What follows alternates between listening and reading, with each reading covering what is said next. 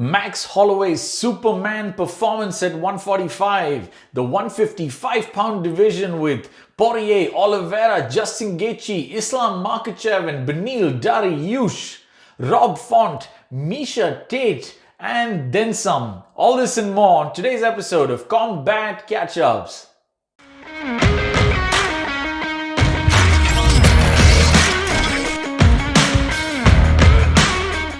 Hello everybody and welcome back. It has been an exciting few weeks. We are now in the aftermath of some blockbuster events. UFC 267 and 268, the Fight Night event which saw Max Holloway put in a Superman performance against an equally impressive Yair Rodriguez. Now, not just were these events fantastic from a fan's point of view, but they've left us with so much to talk about. So let's kick things off. Now, the highlight of those events was the 170-pound title fight between the Nigerian nightmare Kamaru Usman defending his title for the second time against a very, very worthy opponent in Colby Covington. Well, now that he's lapped Covington, he's beaten him twice and convincingly so both times. What do we do with the Nigerian nightmare? Maybe he's earned some time off, or maybe it is time to actually give Leon Edwards the shot that he's been waiting for quite some time. Now, Leon Edwards' fight with Jorge Masvidal, which was to be on the next pay-per-view card at UFC 269, has been called off. Masvidal, citing an undisclosed injury, has pulled out of the fight. And I think Leon Edwards is now focused on getting his title shot next. I think for all the reasons that I mentioned before, Usman having effectively run out of opponents, Leon Edwards being on a 9-fight winning streak, I think he hasn't been beaten in quite a while. And also the fact that the other highly ranked contender, Vicente Luque, has actually lost to Leon Edwards in the past. I think Leon deserves a shot so we can find out if he can in fact dethrone the Nigerian nightmare. And just so we can all move on from the Leon Edwards conversation, it's been in the works for too long and he does deserve to get a shot at that 170-pound strap. Now, there's no dearth of action at 170. The aforementioned Vicente Luque, Khamzat Chimaev, we've got a whole bunch of things going on, but what do we do to give Khamzat a leg up in those rankings? Who do you think Khamzat should face next? There's been several rumors out there. He was first linked to a fight against Gilbert Burns. He was also linked to a fight late last year with Leon Edwards. Of course, none of those happened, and I don't think the Gilbert Burns one is close to happening at this point.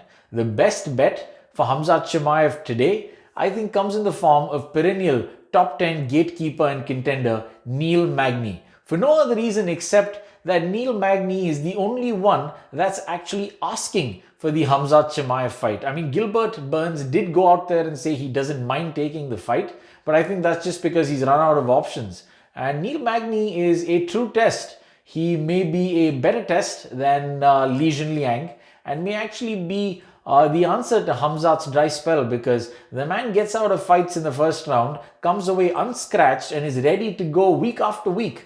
But he is facing a serious dearth of opponents because nobody wants to take on someone with that kind of wrestling, that kind of dominance when they really don't have much to gain.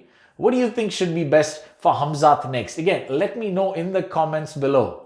Moving down a weight class from there, we come to the lightweight division, one of the most popular divisions in the UFC, and it's got a similar sort of tie-up at the top end. Now this time, we're looking forward to Dustin and Charles Oliveira, who'll be going up for the title in 2 weeks' time on December the 11th at the next PPV. But what do you think happens after that? What do you think happens in that fight? I mean, I'm bullish on Poirier. I do think he's an elite level fighter, one of the best in the UFC. But I wouldn't discount Oliveira just yet. The way he dealt with Michael Chandler, the way he dealt with Tony Ferguson, and a few others that were highly ranked and highly skilled opponents, I think Charles Oliveira is a force to be reckoned with, especially on the ground.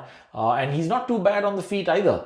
But whatever happens with that fight, I want to know what's next. I mean, Justin Gaethje put in a great performance against Michael Chandler. Islam Makhachev is unbeaten for, I think, the better part of almost a decade at this point. Somewhere in the region of 9-fight winning streak, and most of them completely dominant wins. And they're both in a war of words. They both think they deserve a shot at the title next. And I think they both have their reasons. They both have valid reasons to want to take a shot at the title next. I personally believe it should be Islam's opportunity. because Justin has fought for the title once, he's lost, and he has lost consistently against highly ranked opponents. He's lost to Eddie Alvarez, he's lost to Dustin Poirier, and of course he lost to Khabib. So I think it should be Islam Makhachev's chance next. And of course there is, the dark horse in that division right now, Beneil Dariush, who's running on a bit of a win streak himself, and I think has a legit claim to a top level fight, if not the title shot next. So let me know what you think about the 155 pound division. It would be great fun to see Islam versus Justin for a number one contender spot, but I'm not sure that's what the UFC has in the works. A dream situation though in my books would be if Charles Oliveira was to retain the title and we had an Oliveira versus Islam Makhachev fight. That fight would be as close as you could get to simulating perhaps something that Khabib and Tony would have looked like. A man that's great on the ground, great off his back, and an elite grappler who likes to get you on your back and force the finish. Well, we're going to have to wait for all that, because next up is the title event, UFC 269, where Dustin the Diamond will make his second attempt at securing UFC gold against Charles "Do Bronx" Oliveira, and we'll see what happens in 2 weeks' time.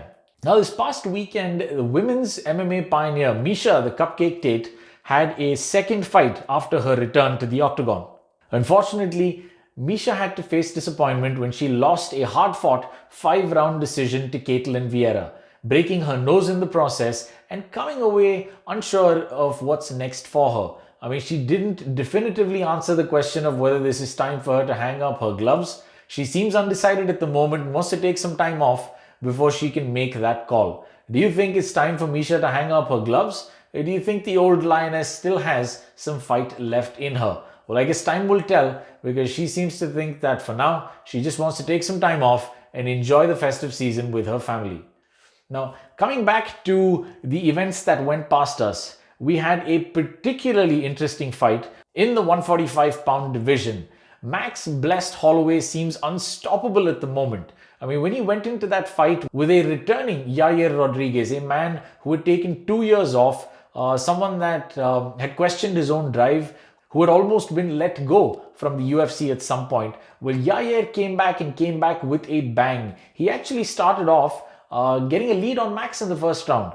Max had to refocus, rethink, and come back in rounds 3, 4, and 5 to put on an absolute championship-worthy performance, out-grappling Yair, outscoring him, and eventually walking away with a win. And if nothing else, this is true testament to what Max Holloway is made of. I mean, he took innumerable amounts of leg kicks from Yair Rodriguez. There was some sickening sounds during the course of those 5 rounds. But guess what? Max was the man who was walking fine, and Yair walked away with a broken foot. I mean, it must have been like kicking a concrete stump every time he whacked into Max's leg.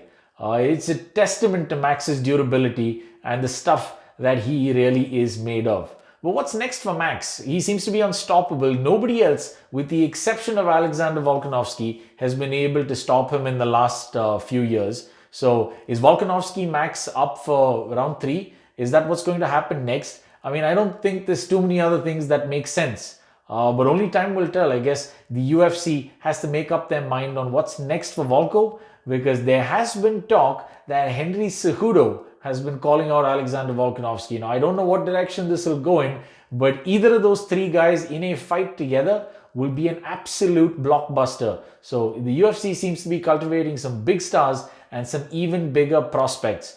We'll see what happens as time goes by.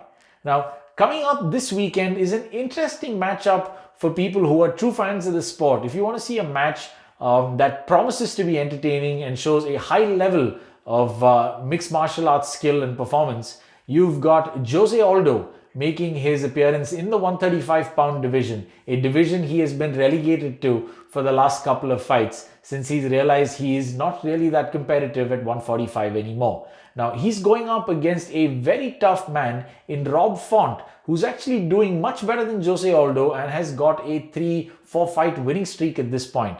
Now, Jose has been involved in a war of words with several people claiming that he can still peak a second time, and he thinks he's still got what it takes to make a run at the title at the 135-pound division. Well, we'll know this weekend when he takes on Rob Font. So watch out for our videos on the breakdowns for all these discussions that we've had. I've got videos coming out talking about the state of the 155-pound division, the 170-pound division, and some other interesting stuff as well. So I hope you've enjoyed this video. I will catch you in the next one.